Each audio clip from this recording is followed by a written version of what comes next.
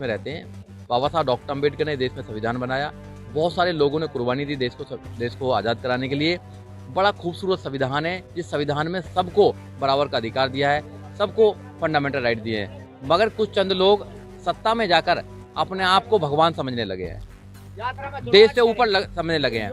तो इसलिए आपको समझना पड़ेगा कि इस देश में जब भी कोई सत्ता में बैठकर ये समझता है कि मैं हमेशा के लिए रहूंगा, वो सत्ता भी चली गई है। प्रधानमंत्री पहले नहीं, प्रधानमंत्री इनसे भी ज़्यादा ताकत वाले प्रधानमंत्री आए, इनसे भी ज़्यादा बहुमत वाले प्रधानमंत्री आए, वो भी नहीं रहे, वो भी चले गए। ये प्रधानमंत्री भी रहेंगे। लोगों की मन की बात सुनो, क्योंकि लोगों ने तुम्हें बनाया। तो मेरी क्या औकात है? अगर मैं प्रधान भी बनता हूँ तो लोग मुझे बनाते हैं ना। अगर मैं प्रधान बनता हूँ, मैं एमएलए बनता हूँ, एमपी बनता हूँ, तो लोग मुझे बनाते हैं।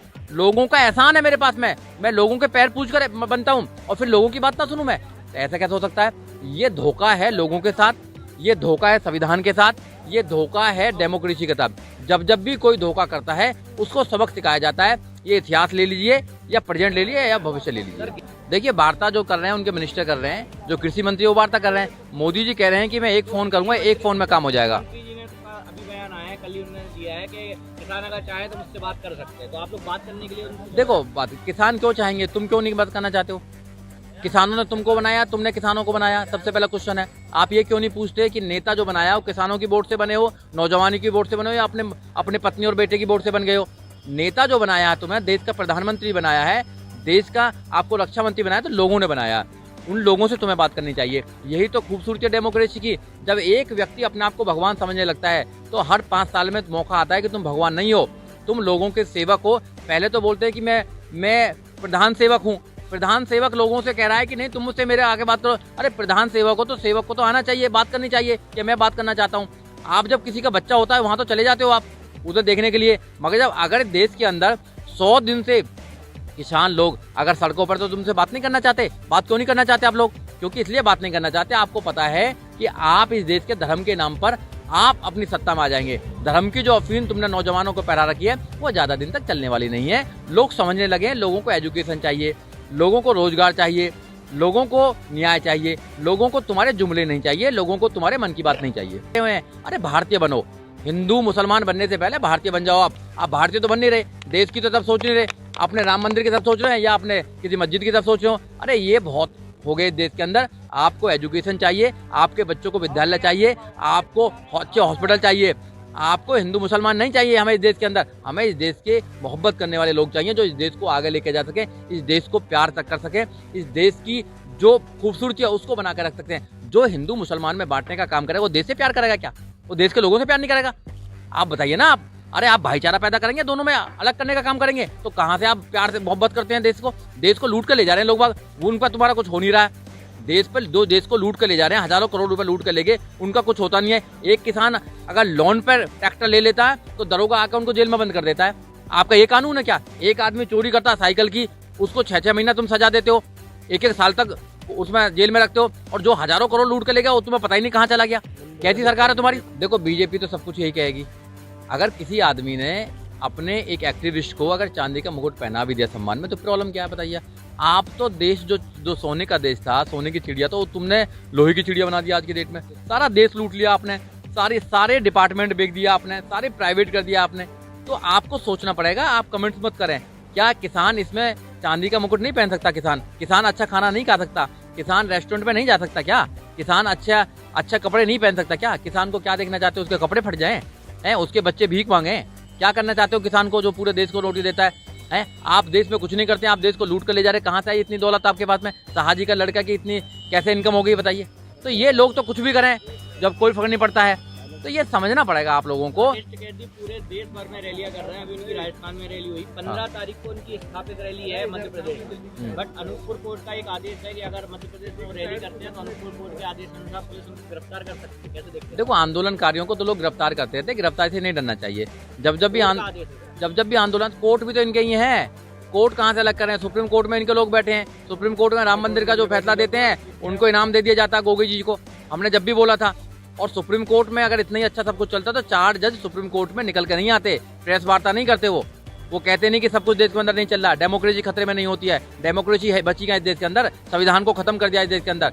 अगर संविधान नहीं बचा इस देश के अंदर तो देश भी नहीं बचेगा, मैं आपको बताना चाहता हूँ। तो इसलिए इस देश के अंदर कहाँ न्याय रहा? न्याय नहीं है, यहाँ तो ऑर्डर किए जा रहे हैं। अनूपपुर कोर्ट के आदेश अनुसार अगर पुलिस गिरफ्तारी करती है राकेश टिकैत जी की, तो आप लोगों का क्या फिर अगला कदम क्या होगा? गिरफ्तारी कहेगी तो छुटेंगे भी। अभी बहुत सारे लोग गिरफ्तार किए हैं, NSA लगाए, UAP लगाए। आपने दिशा रवि को देखा होगा, दिशा रवि को जेल भेजा ना, जवाब नहीं दिया गया कोर्ट में, जवाब नहीं दिया गया। तो ये जितने भी लोगों को पकड़ रहे हैं सबको छुटाने का काम करते हैं। बहुत सारे एडवोकेट्स लगे हुए हैं, ये गलत लोगों को फंसाने का काम कर रहे हैं। इन्होंने एक बार षड्यंत्र करा 26 तारीख को, षड्यंत्र इनका फेल हो गया। अब ये दूसरा षड्यंत्र करना चाह रहे हैं कुछ भी, तो इनके षड्यंत्र फेल हो रहे हैं क्योंकि हमारे किसान भाई हैं वो आराम से बैठकर अपनी बात को पूरी दुनिया में ले जाने का काम कर रहे हैं। बिल्कुल होगा, जो भी जवान निकालेगा, जो भी सरकार की आंखों में आंखें डालकर सवाल करेगा, उस पर ये केस दर्ज करेंगे, FIR करेंगे, ED के छापे डालेंगे, CBI भेजेंगे, NSA लगाएंगे, UAP लगाएंगे, जेल में डालने का काम करेंगे। अरे हम लोग तो वैसे ही जेलों में रहते हैं, ये जेल ही तो है और क्या बना रखा है? इधर से बंद कर रखा, उधर से बंद कर रखा, जेल ही तो है और क्या है बताइए? ओपन जेल बना रखी है, वहाँ भी तो ऐसी जेल है। तो इन लोगों ने तो जेल का डर दिखा रहे हैं। जेल का डर जिस दिन किसान के मन से निकल जाएगा उस दिन काम बन जाएगा। जो किसान धरती को चीर कर अन्न पैदा कर देता है, इस देश में अन्न देता है, वो किसान डरेगा क्यों? देश का निर्माण कौन? किसान कर रहा है। सड़क कौन बना रहा है? मजदूर बना रहा है। बिल्डिंग कौन बना रहा है? मजदूर बना रहा है। बिल्डिंग की बुनियाद कौन कर रहा है? मजदूर कर रहा है। पार्लियामेंट कौन बना रहा है? सब मजदूर बना रहे हैं। सब तो बेचारे गरीब लोग कर रहे हैं।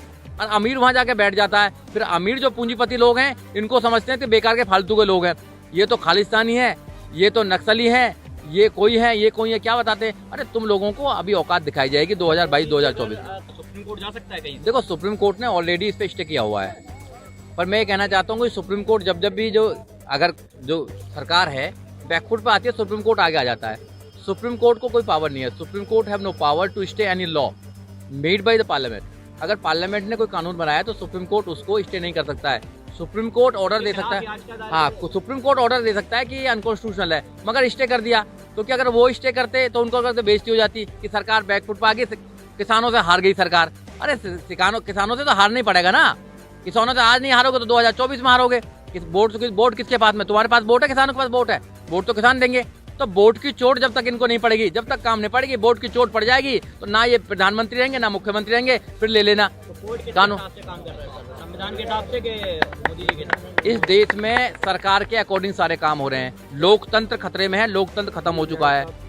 यहाँ पर तुम अपनी अगर आवाज निकालोगे तो डंडे बजेंगे आप पे। वही सरकार जो किसान है, किसान के बच्चे ही मजदूर, जो मजदूरी है, जो किसान है उनके बच्चे सड़क पर भी हैं, उनके बच्चे पुलिस में भी हैं। मगर इन्होंने ऐसी नौबत कर ला दी है कि आपस में एक दूसरे को लड़ा दिया है। तो ये वो चालाक लोग हैं, फूट डालो शासन करने वाली, जैसे अंग्रेज करते थे ना, फूट डालो शासन करो। यहीं के लोगों को पुलिस में भर्ती कर देते हैं, यहीं के लोगों पे जुर्म कर देते। तो यही किसानों के बच्चों को पुलिस में भर्ती करते हैं और वही डंडे बजाते हैं। तो ये समझना पड़ेगा किसानों के बच्चों को भी और हमको भी, सबको समझना पड़ेगा। एक हो जाओ, नेक हो जाओ, वोट की चोट दे दो इनको सरकार से बाहर निकाल दो, सब कुछ सभी हो जाएगा।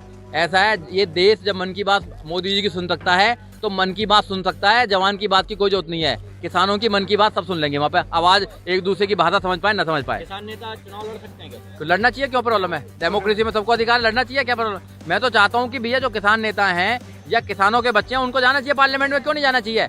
अरे हम हल चलाने के लिए पैदा हुए हैं क्या? मेरे पिताजी अगर मुझे पढ़ाते नहीं तो मैं सुप्रीम कोर्ट में वकालत करता क्या? मैं नहीं करता, मैं भी हल चलाता रहता। तो उन्होंने पढ़ा दिया मुझे। अब मैं भी सोच रहा हूँ कि भैया हम भी लोगों को तैयार करें, हम भी वोट उनको देंगे जो वहाँ पे जाके हमारी बात तो सुने, डंडे तो न बजवाएं हमारे। अभी जो करंट चुनाव है बंगाल वगैरह में, उसमें जो आपका किसान यूनियन है उसके कोई उम्मीदवार खड़े नहीं, उनके उम्मीदवार खड़े होंगे नहीं खड़े होंगे वो तो डिसीजन लेंगे, वो लेंगे। नहीं खड़ा होना चाहिए वहाँ पे, वो सब कर रहे लड़ा रहे हैं। पर मेरे को लगता है कि निर्णायक भूमिका में होना चाहिए इनको। अगर खुद भी नेता ना बने अगर, तो इनको नेता बनाने की इनके अंदर एक चस्का होनी चाहिए और जो इनकी बात बढ़ सकता है, जो इनकी बात को वहाँ पे उठा सके, ऐसे लोग होने चाहिए। किसानों की सुननी पड़ेगी 100%। इन पे वो फार्मूला है, किसानों पे वो फार्मूला है, नौजवानों पे वो फार्मूला है, देश के जो मजदूर है उन पे फार्मूला। वोट है उनके पे, वोट से राजा बनता है इस देश के अंदर। ये वोट नहीं देंगे राजा निकल जाएगा, फिर रखे रहना अपने सब कुछ को। तो 2024-2022 चुनाव आ रहा है ना, देख लेना उत्तर प्रदेश के अंदर। ये सरकार से गए नहीं, ये तो माफी मांगे पूरे देश से कि गलती होगी हमसे। भैया इंदिरा इनसे ज्यादा उसमें थी ना ताकत में, इनसे ज्यादा समर्थन आया था ना उनका। 1975 में इमरजेंसी लगाई थी, कहाँ है वो आज? कहाँ पे आज बताइए? कोई नाम लेने वाला नहीं है, एक भी आदमी जीतने को तैयार नहीं है। तो ये लोग भी चले जाएंगे। जनता के लिए लोग बनते हैं, जनता को फायदा दो, उनके बच्चों को एजुकेशन दो, अच्छे स्कूल खोलो, अच्छे हॉस्पिटल खोलो, न्यायालय में बढ़िया न्याय होना चाहिए। एक आदमी को 20-20 साल लग जाते हैं न्याय लेने के अंदर, कैसे बताएगा? तो सही होना चाहिए, लोगों के न्याय के लिए बात करनी चाहिए। अपने धर्म, सरकारों को धर्म से क्या लेना देना? सरकार